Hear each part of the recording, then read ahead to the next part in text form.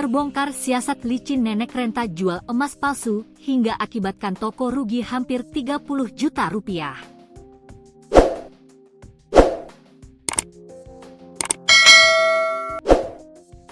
Awalnya pemilik toko tidak tahu jika emas yang dijual nenek renta tersebut palsu karena tampak luar asli. Bahkan saat dicek dengan digesek dan diberi ari keras masih terlihat asli. Namun lambat laun pemilik toko curiga dengan nenek yang jual emas perhiasan tanpa surat itu. Sebab gerak-geriknya terasa janggal. Apalagi setelah pemilik toko menanyakan KTP si nenek.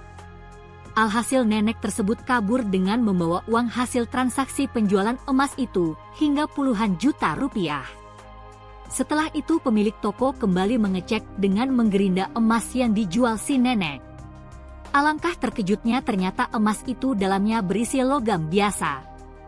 Akhirnya korban melapor polisi dan si nenek pun berhasil tertangkap. Supraptini, 62. Ia ditangkap setelah melakukan penipuan terhadap toko perhiasan emas Rejo di Pasar Gondang, Kabupaten Sragen, Jawa Tengah. Tindakan Supraptini itu mengakibatkan toko emas mengalami kerugian hampir 30 juta rupiah.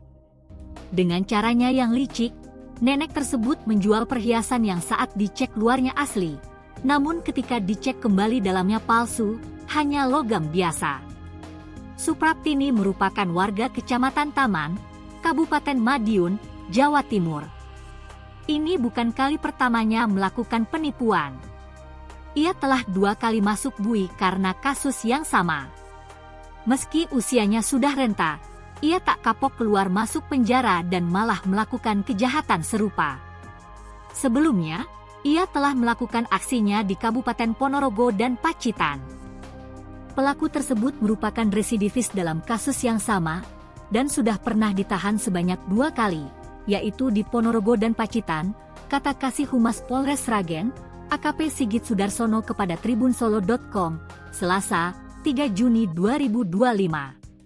Adapun modus pelaku menipu toko emas di Sragen yakni menjual perhiasan berupa cincin asli. Setelahnya, pelaku menawarkan perhiasan emas berupa gelang, di mana semua perhiasan itu tidak dilengkapi dengan surat-surat dan gelang tersebut awalnya dicek luarnya asli. Namun, ternyata dicek kembali dalamnya palsu, hanya logam biasa, ungkap Sigit. Lebih lanjut, Sigit menjelaskan, peristiwa itu terjadi pada Jumat, 30 Mei 2025, siang. Awalnya, nenek tersebut datang untuk menjual cincin, namun tidak dilengkapi surat perhiasan. Perempuan tersebut menyerahkan 2 cincin dan dicek kodenya menunjukkan kode 750 dan 999. Lalu oleh pemilik toko, cincin itu ditimbang, digesek, dan dikasih air keras. Hasilnya menunjukkan 22 buah cincin tersebut dinyatakan emas asli. Dengan rincian kode 750 berat 2,350 gram, dan kode 999 berat 4,280 gram, ungkapnya. Selanjutnya, Supraptini menawarkan untuk menjual gelang yang diambilnya dari dalam dompet. Setelah dicek, gelang tersebut memiliki kode 750. Dari hasil pengecekan juga menunjukkan gelang tersebut asli dan memiliki berat 20,170 gram.